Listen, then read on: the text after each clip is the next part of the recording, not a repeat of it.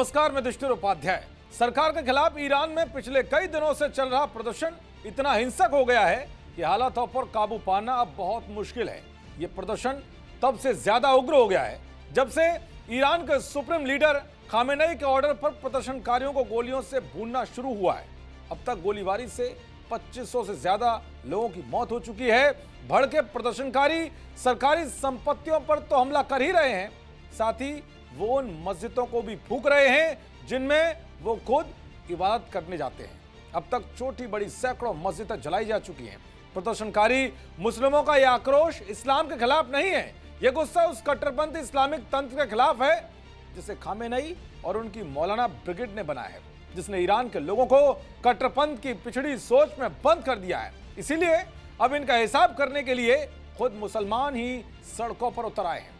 उधर प्रदर्शनकारियों पर चलाई जा रही गोलियों को लेकर ट्रंप भड़के हुए हैं। ट्रंप ने खामेनेई को धमकी देते हुए कहा है कि अगर ईरान प्रदर्शनकारियों के खिलाफ सख्ती दिखाता है तो अमेरिका की सेना दखल देगी। ट्रंप के बयानों से लग रहा है कि वो ईरान पर हमला करा सकते हैं। ऐसे में भारत भी एक्शन में आ गया है। ईरान में लगातार बिगड़ रहे हालातों को लेकर भारत ने बहुत बड़ी घोषणा कर दी है, जिसने हड़कंप मचा दिया है। दरअसल भारत ने ईरान में मौजूद अपने नागरिकों को तुरंत देश छोड़ने की सलाह दी है।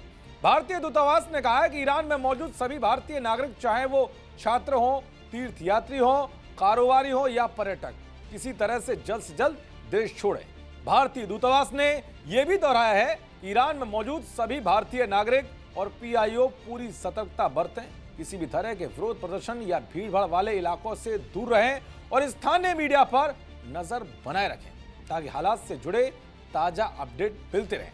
दूतावास ने भारतीय नागरिकों से अपील की है कि वे अपने यात्रा और इमिग्रेशन से जुड़े सभी दस्तावेज जैसे पासपोर्ट और पहचान पत्र हमेशा अपने पास और आसानी से उपलब्ध रखें।